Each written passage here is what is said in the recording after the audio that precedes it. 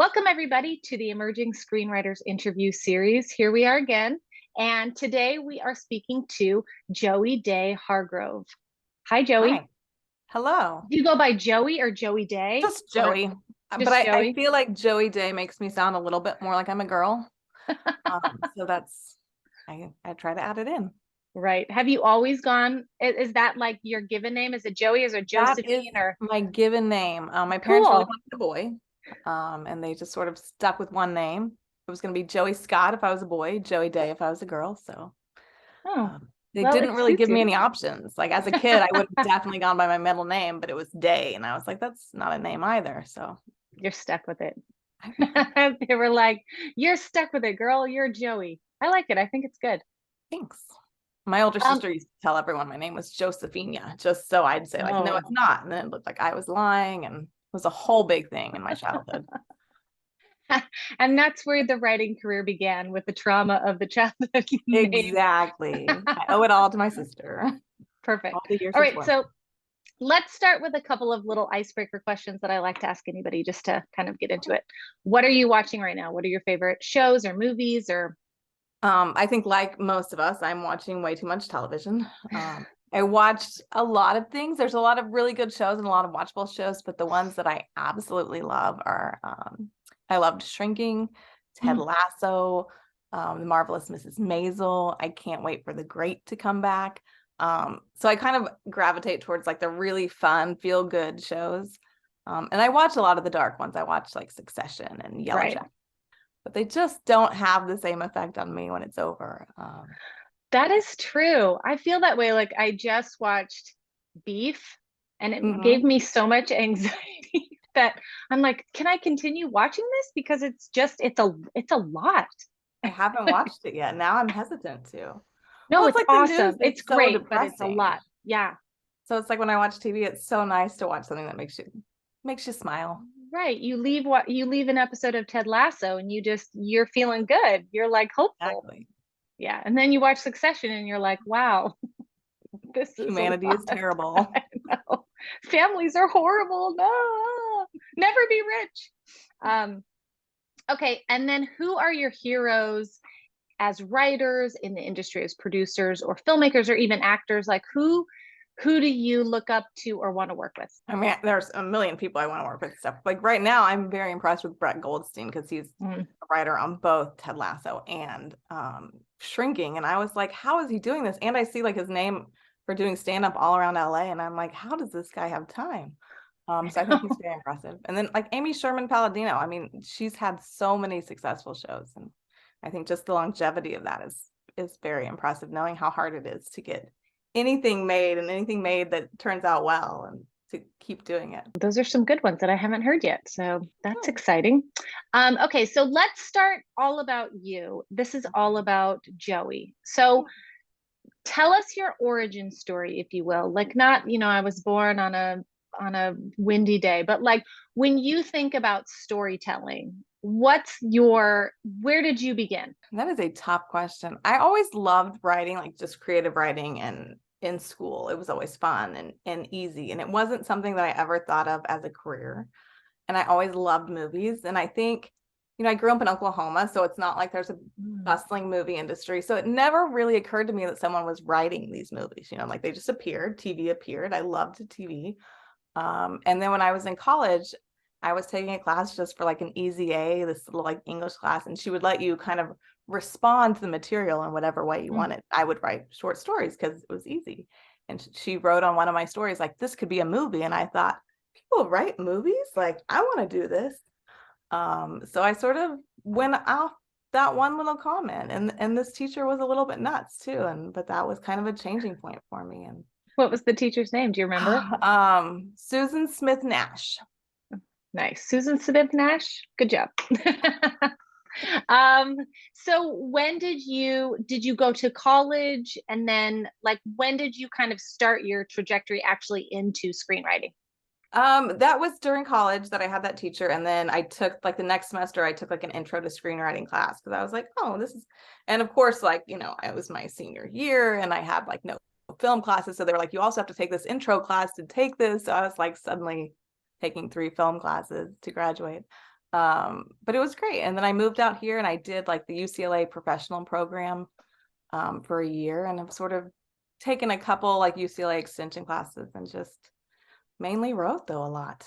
I'm in a writing group. I try to like have deadlines and accountability, but you know, it comes and goes in waves. There's years where I was less productive and years where I'm like really focused. So where are you now in terms of your writing career, and kind of like what are you working on? What's your style? What are you doing right now? Right now, it seems like I am in a big like rewrite phase of everything, where I have a couple projects that have producers attached and different levels of interest, and I am constantly getting notes and trying to like finish these scripts, which is, you know, a great place to be in a lot of ways, but it's also like creatively kind of draining. So I did start like a new script that's like totally just random, but I was like, I need to write something new. I can't keep just doing notes and rewrites. So, I mean, it's a good place to be. How do you navigate taking notes from multiple sources and trying to still keep the integrity of yourself or the piece? How do you do that? Well, it really depends on who's giving the notes. Like I am in a writing group and I get notes, and there are notes that I'm like, yeah, I can see where they're coming from, but that doesn't work for what I'm trying to do. And it's very easy for me to decide like which notes work for my vision. It gets a little harder when it's like a producer and they're wanting to make your project and their notes are very different from what I envision, or sometimes it's like really little things that I am overly attached to, that I'm like, but you're not getting all the significance of this one little piece of dialogue. But I mean, we all know as screenwriters, like we're not writing the final product. And I've known that my whole career, but it's also very hard when you're actually in it to remember that. And it does feel very personal when you've like spent so much time doing it. But I think, you know, you have to at some point just sort of let go and be like, this is going to be what it's going to be. I can't micromanage it or I'm going to make myself crazy. I have to trust these people and hopefully it will get made. And then will you just talk a little bit about your path? Let's say from moving out to LA to where you are now, where you do have projects that are optioned. Is there like a certain path that you took, or was it, you know, meeting so and so and so and so? But like, did you have a path, or is it just sort of like, you know, I throw have it in the wind? never had a path. I have just sort of like wandered aimlessly in the desert. I remember when I first moved out here and I was writing and I was like, I need to get an agent. I need to get a manager. If I win a contest, then everything will happen. You know, like as soon as I win a contest. And I entered some little contest where it was like, if you win, you will get representation. And I was like, perfect. And I entered and I actually won the contest and I had representation. I was like in my early 20s and I was like, okay, this is it. And of course, nothing came of it. I actually remember the manager sent my script to one of the big agencies and they liked it. It was like a TV spec script. And he called me and he was like, okay, well, they only want to take like 2 baby writers and it's down to you and one other person. And this person was like in the military for 20 years and has this experience and they're really excited about it. So do you have like, you know, were you ever a police officer or a lawyer or a doctor? And I was like 24, like had just moved to Los Angeles and I was like, no, like I've got nothing. Right. Like, yeah. So I think that was a really hard lesson to learn. Like, it's not just your writing. They want like your story and you have to have done something. So anyone like that comes to me and they're really young and it's like, I want to be a writer. I'm like, go be a lawyer or a doctor or a politician or something crazy for like 5-6 years. And then people will be like, oh, we want to meet with them. Did you do that? Did you go become? I was just wondering, like, so what's your superpower now? Like, what are you doing? I know. I should have. Like looking like, back, I adopted some dogs. Does that count?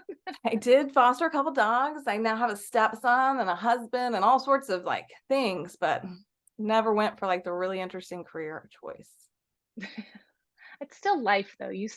Life still happened for you. So that is important. Yes. And, you know, I managed to get a script out of having a stepson, a script out of having my dogs. You know, you write about what you have. Yeah, totally. But yes, there's your career advice: is go become an EMT, policeman, save some lives, and then come back to the right. Then come be a writer. So much easier than going like as an assistant to an agency for 10 years. So Right. Well, speaking of writing what you know, what do you write? Are you genre specific? What kind of stories do you tell? If you were to describe your voice, your style, your brand, what is that? I like to write comedy. Most of my stuff is definitely comedy, and I like feel good. I want the stuff that like you finish and you're smiling. So a lot of my stories tend to be like fish out of water, buddy comedies where people are thrown together.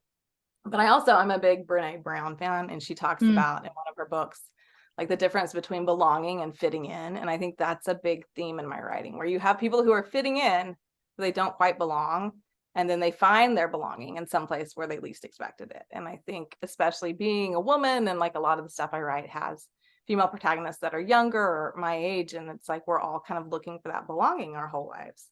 And so it's sort of finding an unexpected place to find it. that's so great. That gave me sort of like goosies a little bit, Oh, nice. just like belonging. I love that. I'm not a huge Brene Brown, like I don't know much of her stuff. I kind of dabble, but I Right. don't know enough. So now I feel like I need to go I like think dive that's like in. the Daring Greatly book that she talks about that in. But she talks a lot Okay. about belonging and fitting in. She's great.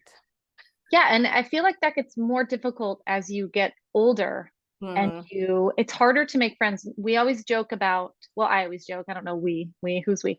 I always joke about making friends as a grown up. Like, Right. what do you do? Like my writing partner, I sort of stalked her. I didn't really. I found out she was going to some like pottery show, and I invited myself with the group to go to this pottery show, and I was like, why am I here? But it was like you like have to insert yourself to like You make friends. It's weird. It's a you weird really do. I mean, like in school, like your friends are just there, like thing. you're Hmm. with them. And then like when I moved out here, my first job was working for a manager, a talent manager, out of her home, and it was just me and her. And I was like, how am I supposed to meet people if this is where I'm Right. working? And then I went to an agency, but it was like two agents and me. And I was like, oh, I've got to like, I need a job where there's people. Like everyone told you to be an assistant, but what they don't tell you, another hint for those of you moving out here, be an assistant in a big place where there's other people your age that are assistants. Right. That's true. Try not to just work in a garage with one Try other not to be person. I did isolated. that too. One of my first jobs was working with one other person. Luckily, we were doing casting. We drove around everywhere and Okay. talked to people. Yes. But still, yes, I feel you on that. Okay. Okay, so a tangent back to the story at hand. Where are you? So let's talk a little bit about ISA in terms of like how you were introduced to ISA, if you remember. How have they championed you or helped you move forward in your career, or what do you find, um, helpful about the platform itself? Like I kind of knew of it, and then there was a contest, and I don't even remember which one, where it was like you get like a free 6 months of ISA or whatever. And I was like, okay, cool. I will do it. And of course, you have to put in your credit card information and it automatically renews. And I totally missed the deadline. So I got another year that I paid for. And I was like, well, and I really liked, as a writer, like it's all so out of your control. You're just like riding in a little vacuum. And so like going on and seeing the writing gigs and submitting, even if I heard nothing back, like I felt like I was being proactive, and I was like, look at me, like I'm making things happen. And I would, submit, and I'd write my little story of why. And it just felt like it was something I could do. And right when my year was about to expire, and a lot of things I'd get like, in consideration, but never really heard anything. I got like a random email from Sean at ISA, and it had like the title of my script, and it was like, hey, I have some notes on your script. And I was like, who is this and what is happening? So I had a little chat with Sean, and then he gave me some notes, and I did a rewrite. And then they put that script on the development slate, and then they started going through my other scripts and put a couple more on the development slate. And then I met with like Max and Felicity, and we have one on the production slate, one of my pilots that we've been working on and trying to get a pitch together for that. So like they've been really great. But I've told people that have asked me about it, like, it doesn't happen overnight. Like it's not like, oh, the first thing I submitted, like everything just fell into place. Like you have to really, it's like online dating. It's a numbers game. Like you got to just keep putting It's yourself true. out there and wait for something to click. And then, but now I Yeah, feel I like, mean, they probably saw your name from submissions and just started like, okay, that sounds good. Not, maybe it's not quite right for this Right. one, or, just seeing your name over and over, that definitely helps. And then sometimes you just hit that moment where, Right. and that's with everything, I feel like you said, the Yes. online dating, it's just like, it is a numbers game. But it was funny when Sean did contact me and we talked about my script, and it was a script that I'd written years ago and one that I had loved, and like a producer and a director had been attached, and it fell apart. And but it was a script that I hadn't really spent time with in like the last few years. And he'd read it like several times and had like all these really specific notes. And I'm like, oh, like I need to go back and like really dive back into it. It's been a while. That's amazing. I I did know. not know. I did not know this story. I did not know they read the script so thoroughly, because he was like, well, the first few times Mhm. I read it, I didn't notice. And I was like, you read it this many times? Yeah, that's the great thing about the writing gigs, is that even though they, we are working with producers and production companies, but it still means that, our team is looking through those Right. for potential projects for the development slate, things that feel like, okay, so and so's asked for this. We're constantly digging. So if you don't put your stuff up there, we cannot find you. Right. So they found you. It's They like the did. It took them a little it's while, but they found amazing. me. So Yeah, I'm happy. your persistence paid off. Yeah. What are your goals for the future in terms of your writing career? Do you want to be in a writer's room? Are you looking to produce a feature? Where do you see yourself in the near future, far future, big picture? I am totally on board with any of those options you named. Great. But I feel like right now there seems to be some movement with a couple of different features I've done. And I'm hoping that, in the next year or so, something will actually get shot and made, which would be huge. I do feel like being in a TV writing room would be amazing and wonderful. And I have several TV pilots and stuff, but I'm not picky. If someone wants to hire me to do rewrites, features, TV, podcasts, like I'm here. And what is your writing process? Do you have specific hours that you write? Are you all over the place? Like, are you regimented, or are you free flowing? And how I am often do you not write all of that? regimented. Okay. I am in a writing group, Deadline Junkies, and that is like I'm have pages up every 6 weeks, and it's sort of like, oh my gosh, I got to write something for it. I am definitely a procrastinator. Like I would say my writing routine is like 90% procrastination and 10% writing. Like there's so many things I need to do before I can start writing, like so much. And then I like the house to be quiet, and I have a husband, a stepson, and 2 dogs. So to get to that level of quiet I want sometimes is a little tricky. But then I love to write like late at night, and like I'll find a groove and I'll write like really late, and then I'm like, oh, I need to go to bed. So it kind of comes and goes in spurts, and it really is like the biggest motivation is like, oh, we need these notes tomorrow, and I'm like, okay, I will get the notes to you tomorrow. And what is, if you have any, are your like tried and true rules that you stick to in terms of writing? Do you, let's say, like, do you believe in putting something on the page every day? Do you believe in putting something away, like a first draft away for 2 weeks and then coming back? Like, do you have any things that work for you that you've learned along the way? I mean, clearly it sounds like a deadline is your best friend. So Right. Yeah. is there anything that's sort of like If your there's really thing? like a tone I'm trying to hit, I will sometimes do, and again, this really helps with your procrastination, a music playlist. Like, and it will be like about an hour and a half. So I'll try to like hit the tone that I want and have that playing. And then it's like I have to stay sitting wherever I am till the music playlist ends. And that will sort of give me a little bit more consistency to it, I think.